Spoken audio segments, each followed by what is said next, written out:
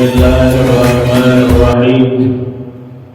Qala Syekhul Mu'allif rahimahullahu ta'ala wa ghafara lahu wa liwalidayhi wa limasyayikhihi wa nafa'ana bitilawatihi wa tadabburihi wa tafahumihi amin.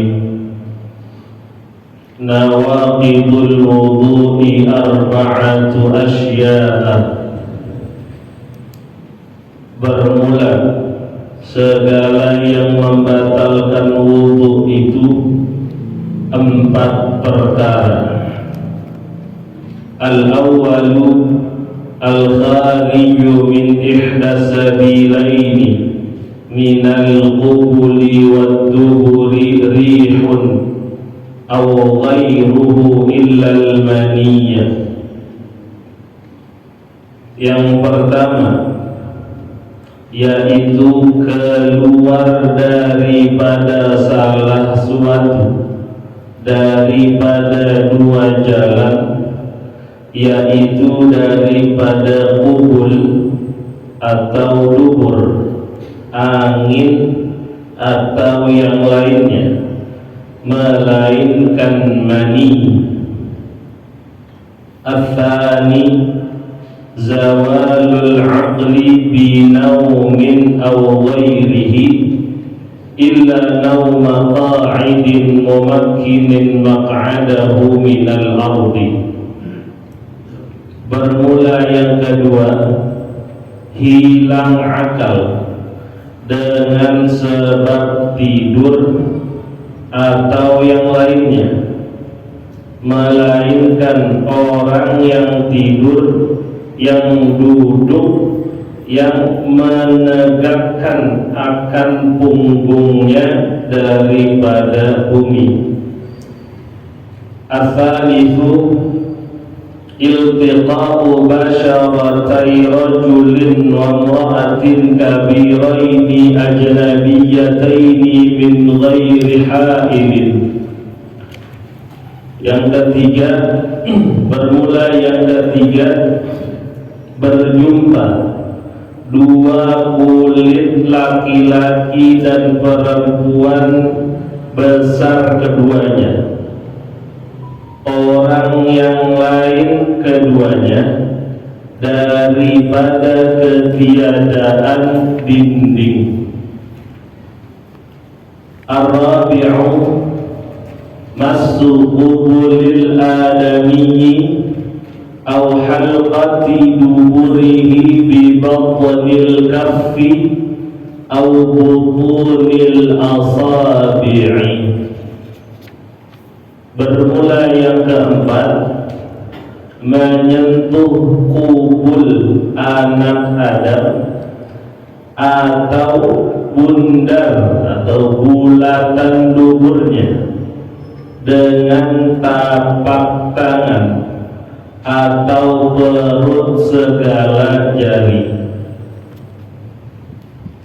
Ini menjelaskan tentang hal-hal yang membatalkan wudu.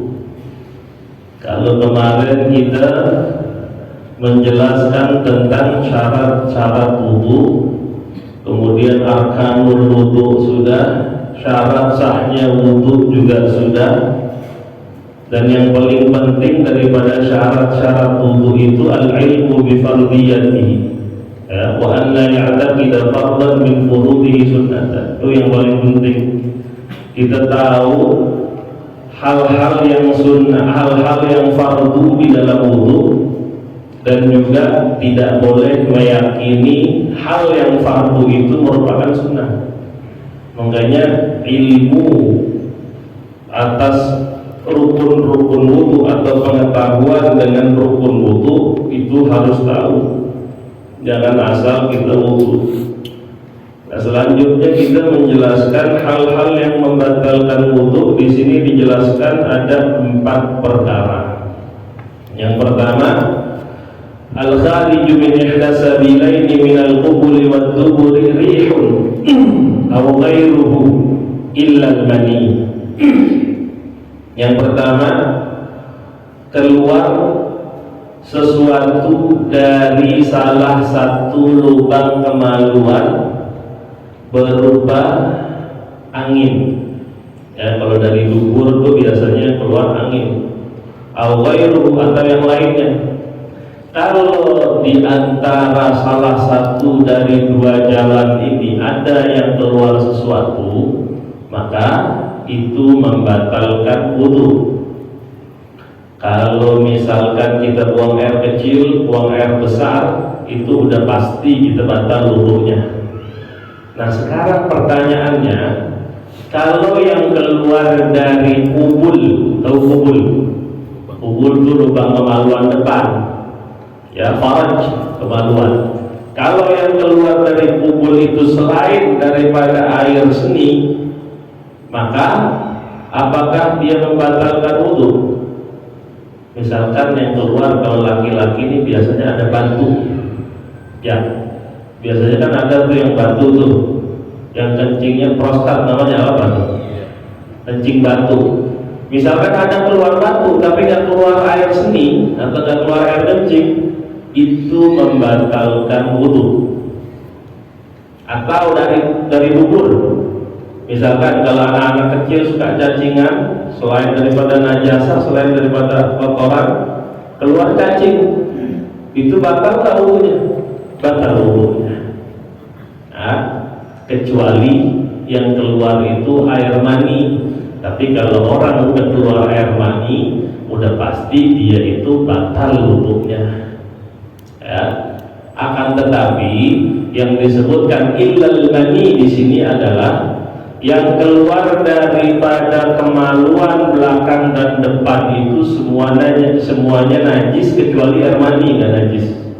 Nah, yang mau dijelaskan sebenarnya itu illal mani, pengecualiannya illal mani itu yang lain itu semuanya najis. Mau batu yang keluar dari kemaluan laki-laki itu adalah sesuatu yang najis. Kemudian apa lagi? Cacing yang keluar dari kemaluan atau dari dubur seseorang itu najis. Ya, kenapa? Karena batu itu dia asalnya dari mana? Dari sisaan air kencing yang nggak bersih, apalagi yang belum disunat kumpul tuh di kulub namanya. Makanya orang Islam itu wajib disunat, ya, bukan sunnah, bukan apa-apa, wajib disunat. Kenapa? Karena kalau nggak disunat, dia sama seperti orang yang daimul hadas. Dia senantiasa bawa hadas tapi tanpa udur, ya, tanpa udur. Maka kalau orang masuk Islam udah dewasa dan kecil belum disunat, maka dia wajib disunat. Karena kulub itu nyimpen sisa-sisa daripada air seni atau air kencing seseorang. Ini yang pertama. Keluar sesuatu dari salah satu dua lubang atau lubang kemaluan depan dan belakang, maka dia menyebabkan daripada batalnya wudu. Nah, apalagi angin aja keluar, batal wudunya. Itu angin yang keluar, yang nggak kelihatan wujudnya, apalagi yang kelihatan wujudnya. Kemudian yang kedua asani, zawalul aqli binaumin aw ghairihi. Yang kedua adalah hilang akal dengan sebab tidur atau dengan sebab yang lainnya. Kalau orang tidur itu menyebabkan dia batal wudunya. Kalau orang tidur hilang akal apa enggak? Hilang akalnya, nggak sadar apa-apa dia. Kemudian yang menyebabkan hilang akal lain apa?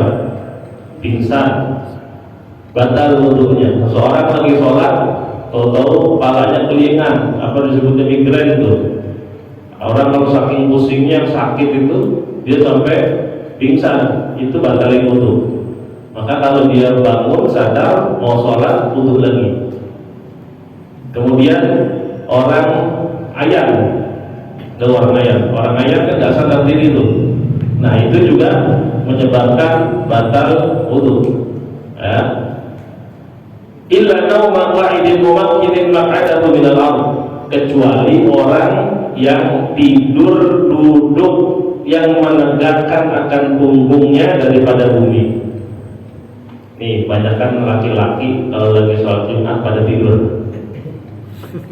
Bangun wudhu lagi apa enggak? Kalau tidurnya tegak, kayak begini nih, tidurnya tegak, nggak bergerak-gerak, dia tidur begini atau begini. Nah, kalau tidur begini, nggak batal wudhunya. Tapi kalau misalkan ada yang tidurnya agak nunduk begini, punggungnya nunduk, ya. Kalau punggungnya nunduk, batal wudhunya. Kenapa? Kalau orang duduknya tegak, nih tegak begini, maaf, duburnya ini nggak ada kesempatan untuk keluar sesuatu. Angin nggak sempat keluar, kemudian kotoran nggak sempat keluar, cacing kerming nggak sempat keluar. Kenapa? Karena tutup. Tapi kalau dia sudah mulai maju begini, coba dirasain. Kalau begini, maka ini naik dan ini punya kesempatan untuk keluar daripada angin. Makanya kalau sholat Jumat jangan pada tidur. Ya, Ustaz, kalau tidurnya tegak, cuma nyender, masih batal. Ya gak batal tuh orang kalau tidur begini. Tidur atau yang nunduk bukan punggungnya tapi palanya. Ini masih tidak batal. Tapi kalau udah begini, nah ini batal. Apalagi ada yang suka kalau lagi tidur sampai pulang menjengkang ke belakang atau menjerunuk ke depan, batal itu udah pasti. Ya, maka hal yang membatalkan wudu itu adalah orang yang tidur atau zawalul aql. Tapi kalau tidurnya duduk tegak punggungnya, maka itu tidak membatalkan wudu. Contoh kalau yang selain daripada anak laki-laki, ibu-ibu habis sholat tahajud kayaknya ngantuk, malah tanggung nungguin subuh, dia zikir la ilaha illallah, la ilaha illallah, lama tidur. Kalau masih posisi begini, itu masih nggak batal. Jadi pas bangun atau pas adzan subuh bangun, nggak usah ambil wudu lagi, langsung sholat masih sah. Kenapa? Karena tidak membatalkan wudu. Nah ini yang kedua, keluar sesuatu atau tidur, hilang akal karena dia tidur. Yang menyebabkan hilang akal lain selain daripada tidur, minum bir, minum alkohol, lagi ada wudu minum alkohol. Misalkan ini kan, zaman dulu, zaman Nabi itu yang namanya khamar nggak dilarang. Awal-awal Nabi itu diturunkan Al-Quran, khamar itu nggak dilarang. Dilarangnya kapan? Kalau lagi mau sholat baru dilarang. Ada ayatnya dalam Al-Quran, wala taqrabus sholata wa antum sukara. Dan janganlah kalian mendekati sholat dalam keadaan mabuk. Jadi dulu khamar boleh. Jadi kalau mau minum khamar jauh-jauh dari waktu sholat, habis sisa paling enak. Zaman dulu, zaman Nabi. Tapi yang namanya khamar akhirnya tadriji, secara bertahap diharamkan. Nah, sampai sekarang haram minum khamar. Kalau orang punya wudu minum khamar sampai dia nggak sadar, zawalul aql, dosa apa? Dia hadas juga dia berhadas. So, asalif yang ketiga, iltiqa'u basyaratai rajulin wa imra'atin kabiraini ajnabiyataini min ghairi hailin. Yang ketiga, berjumpa atau menempel dua kulit laki-laki dan perempuan yang sudah dewasa dan orang lain keduanya. Artinya nggak ada hubungan darah ajnabiyah itu yang boleh dinikahkan. Ya, kita kalau sama laki-laki sama adik kandung perempuan itu nggak boleh nikah, berarti nggak batal wudu. Sepupu boleh nggak nikah? Boleh sepupu nikah. Berarti kalau kita cium-tangan sama sepupu batal nggak? Batal. Ini adab atau kebiasaan orang Indonesia yang harus dikurang-kurangin. Kenapa? Kadang-kadang sepupu udah dewasa laki-laki sama perempuan, karena dia saking dia dekatnya dari kecil main, udah gede lebaran pakai cipika-cipiki. Ini enggak termasuk dalam syariat dan ini melawan daripada syariat. Jadi kalau sepupu itu ketemu, ya udah asal salaman. Kalau salaman masih dibolehin, kalau cipika-cipiki ini jangan sampai, kalau bisa dikerjain sama sepupu. Kalau cium tangan masih wajar. Ya, apalagi sampai pelukan laki-laki sama perempuan, yang ada suaminya itu perempuan cemburu, istrinya itu laki cemburu, walaupun saudara, tapi meskipun saudara dia masih boleh dinikahkan. Banyak tuh yang nikah sama sepupu orang-orang timur, orang Bima, orang Lombok. Saya punya kakak ipar itu orang tuanya itu sepupuan, karena dinikahkan itu sama keluarga masing-masing. Nah itu masih boleh, kalau sepupu masih boleh nikah. Jadi kalau bertemu antara laki-laki dan perempuan yang sudah dewasa, ajnabiyah, yang tidak ada hubungan darah, maka min ghairi haid, ya, tanpa ada penghalang, artinya langsung ketemu kulit sama kulit, maka itu membatalkan wudu menurut mazhab Imam Syafi'i. Berarti laki sama bini itu batal wudunya. Bini mau cium tangan sama laki habis sholat, jangan sholat sunnah lagi habis itu. Kalau cium tangannya sampai dicium sampai bersentuhan, udah batal wudunya.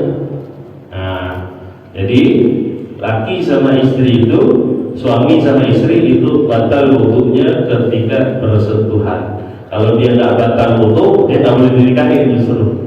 Itu, ya. Tapi menurut mazhab Imam Malik, laki-laki dan perempuan yang bertemu atau dia bersentuhan kulit dengan kulit tanpa ada syahwat itu nggak batal wudu. Itu Imam Malik. Ya, apalagi kalau haji atau umroh, ibu-ibu sama laki-laki atau perempuan atau bapak umroh lagi tawaf itu nyampur laki sama perempuan.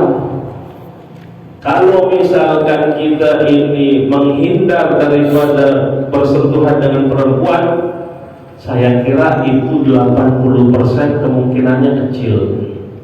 Lalu gimana solusinya Ustaz? Kalau kita mau pindah madhab kepada madhab Imam Malik, ini namanya talfik, itu syaratnya berat. Pindah madhab itu syaratnya berat. Jadi gimana solusinya? Solusinya adalah ketika laki-laki dan perempuan dalam tawaf itu bersentuhan dengan perempuan dan laki-laki, kalau yang laki-laki ini disamperin sama perempuan, artinya yang nyentuh itu perempuan, gak batal laki-lakinya. Karena bapak-bapak nih kan pakai, kalau ihram, kalau tawaf bikin umrah kan harus ihram. Ihram udah pasti kita nggak bisa nutupin tangan, nggak bisa nutupin rambut, nggak bisa pakai kaos kaki. Tuh, kalau laki-laki ihram itu nggak boleh pakai sarung tangan, nggak boleh pakai peci, nggak boleh pakai kaos kaki. Jangankan sarung tangan, jangan kaos kaki, kancut aja nggak boleh. Ya, pakaian yang berjahit itu tidak boleh digunakan ketika sedang dalam keadaan ihram. Itu buat laki-laki. Jadi jangan sampai nih bapak-bapak kalau udah niat umroh jangan pakai ganti baju lagi. Ini pengetahuan sedikit saja buat umroh. Mudah-mudahan ada rezekinya buat umroh. Amin. Jadi kalau ada rezeki buat umroh, kemudian udah niat ihram, pulang ke hotel, jangan ganti baju, jangan pakai minyak wangi, jangan pakai sabun. Karena memakai wangi-wangian itu adalah hal-hal yang diharamkan ketika seseorang dalam keadaan ihram. Dulu saya pernah punya pengalaman bawa jamaahnya dari Brebes apa Cilacap, nggak bisa ngomong bahasa Indonesia, Jawa ngapak semuanya. Saya kasih tahu, habis ihram jangan pulang ke hotel. Habis ihram ada yang pulang ke hotel, dia ganti baju lagi. Ya, kalau gitu gimana hukumnya? Dia harus bayar yang namanya dam atau kafarot. Kafarotnya berat itu, harus potong kambing. Kalau nggak mampu potong kambing, puasa 3 hari di Mekah, 7 hari di tanah air. Tuh, makanya kalau ada yang niat umroh itu harus benar-benar perhatikan ketika kita dalam keadaan ihram, nggak boleh pakai minyak wangi. Atau ketika di kamar mandi cuci tangan pakai sabun, itu wangi-wangian nggak boleh. Maka ibu-ibu itu juga tidak boleh memakai minyak wangi. Kalau ibu-ibu masih dibolehkan pakai pakaian berjahit. Makanya kalau ibu-ibu ketika umroh diusahakan pakai sarung tangan sama pakai kaos kaki, biar nggak batal wudhunya ketika dalam keadaan tawaf. Kebanyakan yang nggak pakai sarung tangan, yang nggak pakai kaos kaki itu orang Afrika, orang-orang Yaman, orang-orang Turki. Kalau orang Turki masih banyak yang pakai kaos kaki. Biasanya orang-orang Afrika tuh udah badannya gede, kemudian main tabrak-tabrak aja. Nah itu batal wudhunya. Kalau kita ditabrak, maka kita nggak batal. Itu solusinya. Tapi kalau kita yang nabrak, kalau kita yang kenain, maka batal. Makanya dalam tawaf itu harus hati-hati. Dan juga peringatan bagi nanti ada kalau ada yang umroh, kalau tawaf jangan megang yang namanya Ka'bah ketika sedang tawaf, atau megang buletan. Itu namanya apa tuh buletan yang itu tuh? Hijr Ismail namanya. Karena ada tuh yang setengah buletan. Itu biasanya banyak memegang kalau di tawaf. Itu nggak boleh dipegang. Kenapa? Karena perintah dalam Al-Quran, wal yatawafu bil baitil atiq, dan bertawaflah di sekitaran daripada Ka'bah. Atau misalkan karena dia harus ngelewatin Hijr Ismail, dia potong jalan ke dalam Hijr Ismail, nggak boleh. Kenapa? Karena Hijr Ismail itu termasuk dalam Ka'bah. Jadi kalau kita lagi tawaf, nggak boleh pegang Ka'bah, nggak boleh pegang kiswah, nggak boleh pegang Hijr Ismail.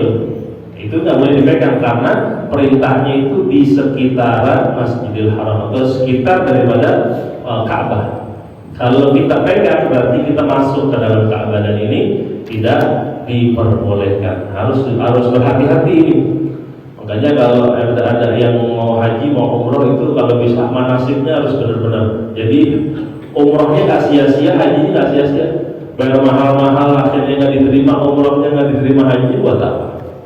Ya, makanya harus ada yang namanya manasik. Kemudian yang keempat, ar-rabi'u masukhu lil adami aw halqati duburihi. Yang keempat, bermula yang keempat yang membatalkan wudu itu menyentuh kubul anak Adam. Kubul itu kemaluan depan, atau halqati duburihi, atau bulatan duburnya. Kalau dubur kan ada bulatannya tuh. Kalau orang anak muda biasa nyebutnya mataharinya tuh, yang bulatannya tuh, yang keriput-keriputnya. Kalau dipegang itu batal. Kalau dipegang pakai apa? Kalau dipegang dengan telapak tangan atau perut jari. Mana yang namanya perut jari? Ini telapak tangan. Ya, perut jari yang mana? Yang kalau kita sentuh ini menyentuh ke bumi, ini namanya perut jari. Nah, berarti kalau sini perut jari bukan samping. Bukan kan? Karena dia nggak kena. Nah, kalau mau nggak batal berarti pegang apa? Misalkan laki-laki nih dipegang kemaluannya, batal nggak wudunya? Enggak, karena yang dipegang bukan dengan batnul kaf, bukan dengan perut ibu jari, dan juga bukan dengan telapak tangan. Tapi ada pertanyaan, laki-laki kalau lagi ngencing dia pegang ini, batal nggak wudunya? Pegangnya pakai ini tadi, batal nggak wudunya? Pegang kemaluannya pakai ini, batal nggak? Batal. Kenapa? Kan nggak kena perut ibu jari. Anjing, berarti udah pinter. Ya, ini nggak batal. Yang bikin batal mana? Kencingnya yang bikin batal. Ya, ibu-ibu yang punya bayi lagi mau sholat, anaknya berak atau kencing, nyekokin, batal nggak? Batal, karena dia megang kemaluan anak Adam. Mau kemaluan anaknya kek, mau kemaluan laki bininya kek, dia pegang mau sholat, batal dengan telapak tangan. Tapi kalau pegangnya nggak pakai telapak tangan, nggak batal. Jadi dulu ada cerita, abah saya namanya laki-laki ya, punya anak pertama abang saya. Satu ketika dia buang air besar, ibunya atau ibu saya waktu itu lagi nggak ada, dicebokin sama abah saya pakai jari kaki, pakai jari kaki dicebokinnya. Mungkin karena takut batal apalagi sholat, akhirnya abang saya pas berak lagi, nggak mau dicebokin sama abah, dicebokin pakai jari kaki. Nah ini, jadi kalau laki-laki itu, kalau orang beribu dia paham, dia nggak mau batal dulu pakai apa? Pakai jari kaki, digobelnya pakai jari kaki, dibersihinnya. Nah itu nggak batal. Tapi kalau megangnya pakai telapak tangan atau perut jari, maka dia batal. Pegang menyentuh pakai ini batal. Ya, jadi yang keempat, sesuatu yang membatalkan wudu adalah menyentuh kemaluan anak Adam, dubur atau kubul dengan telapak tangan atau perut ibu jari atau perut jari-jari. Ya, yang namanya berjari itu kalau kita nyentuh gini, ini kena, maka itu berjari. Yang di samping-samping ini bukan termasuk. Tuh. Jadi kalau ada anaknya, anakku udah agak gede, masih minta temenin kencing, takut batal wudu. Yang ini pakai begini aja jepit pakai tangan kita. Ya, takut batal wudunya misalkan. Jepit aja biar nggak kemana-mana air kencingnya. Nah, ini adalah hal-hal yang membatalkan wudu. Saya kira hampir semuanya sudah paham. Kalau keluar sesuatu daripada dubur dan kubul itu membatalkan wudu.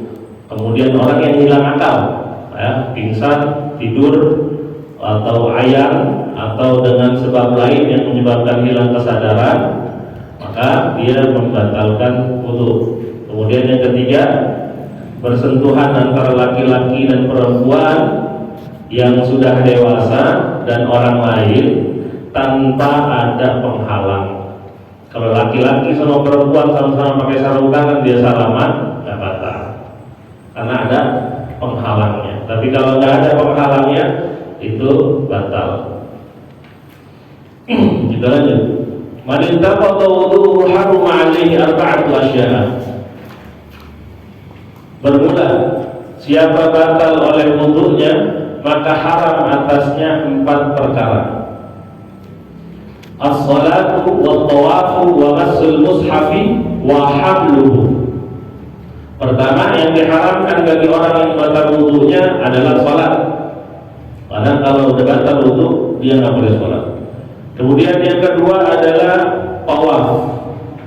Tawaf itu harus punya wudu. Kalau dia nggak punya wudu, maka tawafnya batal.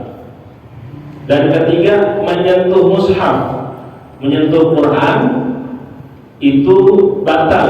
Atau ketika wudunya batal, itu haram dia menyentuh mushaf. Wa hamluhu, dan memikulnya atau membawanya. Gimana membawanya? Bawa di tas, ada Al-Quran, kita nggak punya wudu, batal. Atau haram kita membawa Al-Quran walaupun kita nggak sentuh. Nah Ustaz, gimana kalau misalkan di handphone kita ada Al-Quran? Ya kan, kita ada di handphone Al-Quran tuh. Ini mushaf atau bukan? Ini bukan mushaf.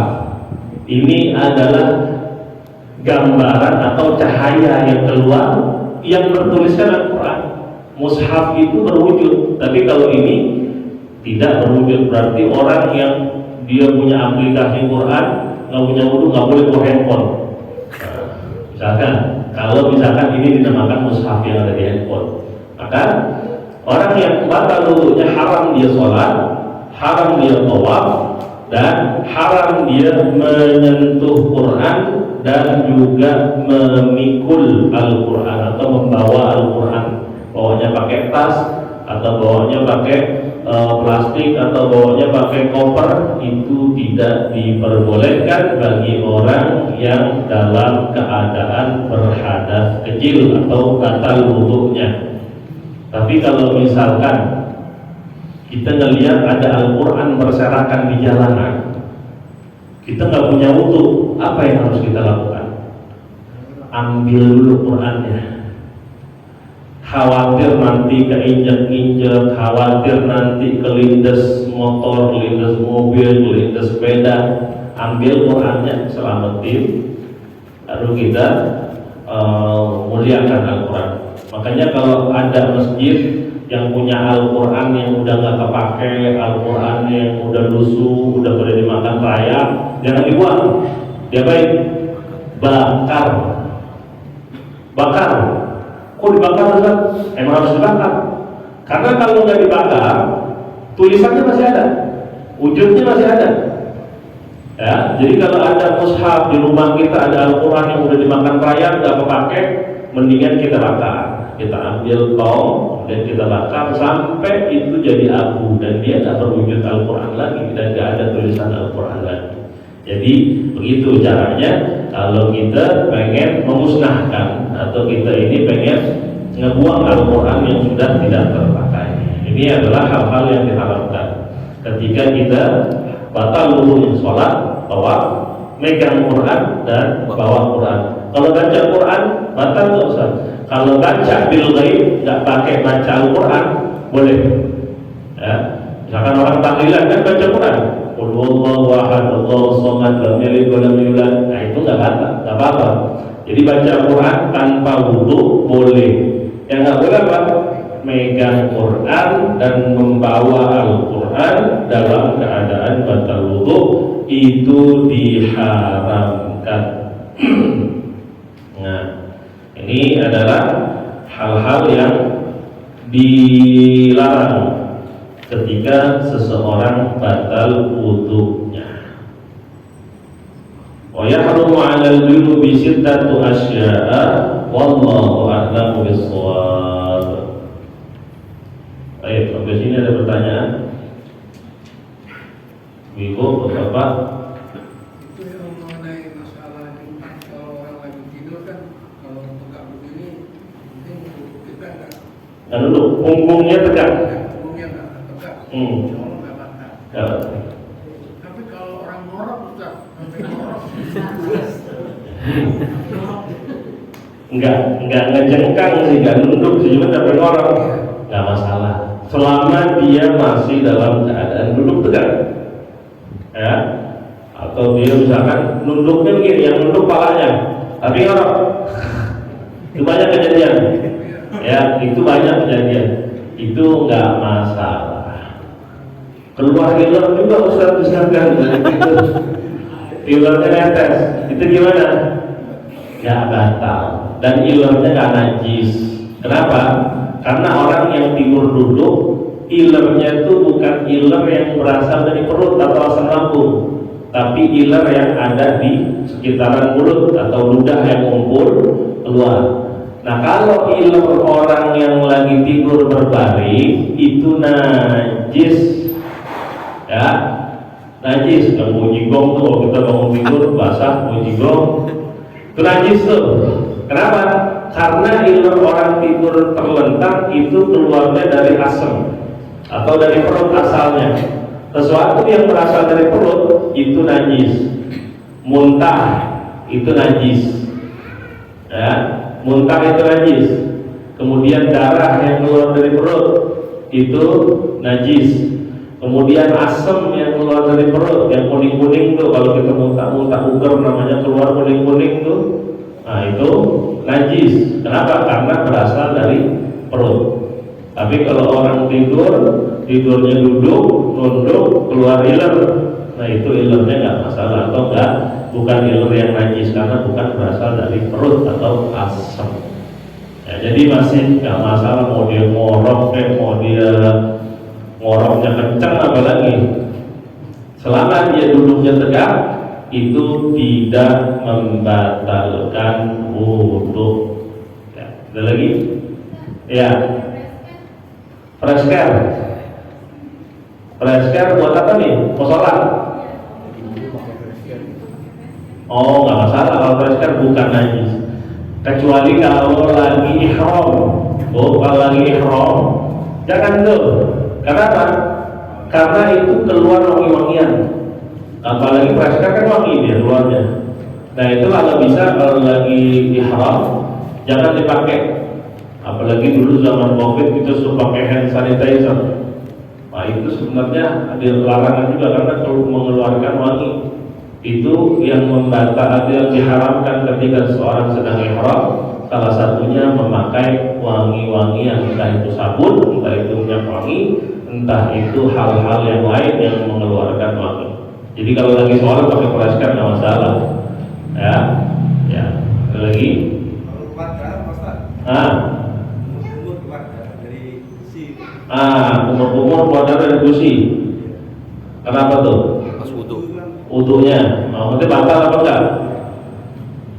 Enggak batal kan dia belum selesai wudunya. Ya, tapi habis wudu Masih keluar juga. Nah, kalau keluarnya banyak, seperti yang kemarin, keluarnya banyak. Kalau dari gusi saya kira enggak banyak, dan itu maafu anhu. Ya, maafu anhu itu artinya masih bisa dimaafkan. Apalagi kita nggak tahu dan nggak kelihatan wujudnya. Kecuali darah yang dari korek atau dari luka keluar banyak, itu membatalkan, nggak membatalkan wudu, cuma menyebabkan najis.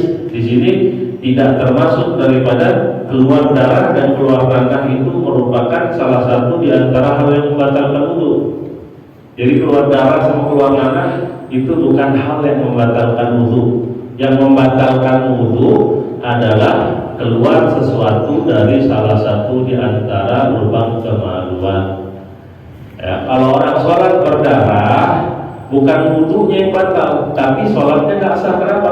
Karena pakaiannya ada najis, badannya ada najis, maka dibersihkan dulu najisnya. Nah, jadi kalau keluar nanah, keluar darah dari luka ataupun dari kulit kita, itu tidak menyebabkan batalnya wudu, karena yang membatalkan wudu di sini hanya empat tadi: keluar sesuatu daripada salah satu di antara dua lubang kemaluan, kemudian yang kedua adalah hilang akal dengan sebab tidur, yang ketiga bertemu antara kulit laki-laki dan perempuan yang bukan mahram tanpa ada penghalang, yang keempat menyentuh kemaluan laki anak, laki-laki atau perempuan, ataupun lubang bulatan dubur, itu kalau dipegang dengan telapak tangan atau dengan perut jari-jari, maka itu membatalkan wudu. Dan ada empat hal yang diharamkan ketika seseorang batal wudunya: sholat batal, haram dia sholat, haram dia tawaf, kemudian haram dia memegang Al-Quran serta memikul atau membawa Al-Quran. Nanti selanjutnya kita menjelaskan hal-hal yang diharamkan bagi orang yang dalam keadaan junub. Junub itu orang yang berhadas besar. Ada lagi pertanyaan? Ya.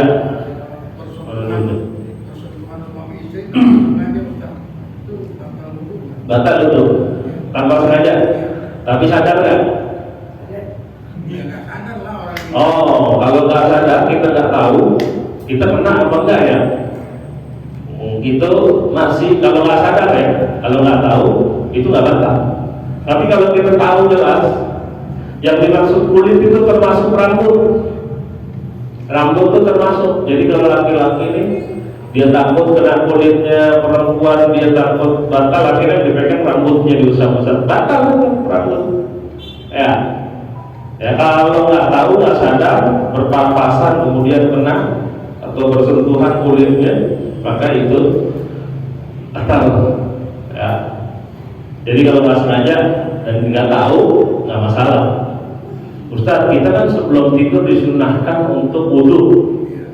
Ya, kalau kita ini mau wudu, ya namanya laki sama perempuan, entah itu yang laki nyemplak sama perempuan, yang perempuan nyemplak sama laki-laki, akhirnya kena kulitnya, itu gimana Ustaz? Batal, berarti saya wudu lagi dong? Nggak usah. Kalau kita niat untuk wudu dari tidur, Habis itu kita mau meluk bini kita kayak, habis itu kita nggak sengaja megang kemaluan kita atau bini kita kayak, itu dimaafkan dan dihitung kita sebagai orang yang dalam keadaan suci ketika kita sedang tidur. Ya, kalau kita mau suci terus dengan laki bini sudah bisa. Ya, kita mau suci terus gitu. Laki bini sudah bisa, yang ada ya kepala pusing kalau bisa. Laki pusing yang perempuan pusing. Nah, ada lagi? Ya. Perempuan menurut mazhab Imam Syafi'i wajib disunat juga. Sekarang ini perempuan nggak boleh disunat di bidan itu. Gimana solusinya? Dalam kitab Matan Zubair itu dijelaskan bahwasanya laki-laki dan perempuan dari umat Nabi Muhammad itu wajib disunat. Sekarang udah nggak boleh sunat ya. Itu gimana? Kalau masih ada bidan yang berani atau yang mau untuk sunat, harusnya masih ada yang berani. Kenapa? Karena hikmah daripada disunatnya perempuan. Bu, perempuan tuh kalau disunat diapain? Dipotong apa cuma dibelek? Dibeset. Diseset doang, dibelek doang. Itu hikmahnya apa?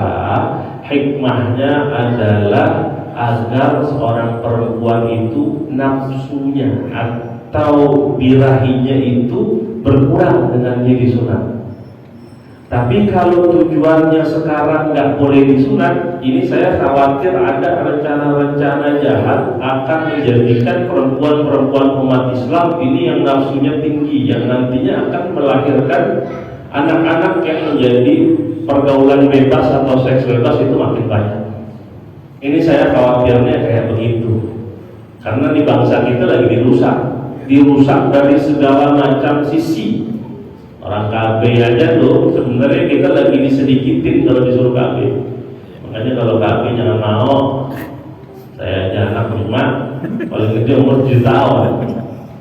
Ya, jadi hampir setiap tahun saya punya anak. 2016, 2017, 2019, 2021, 2023. Nah itu gimana Ustaz?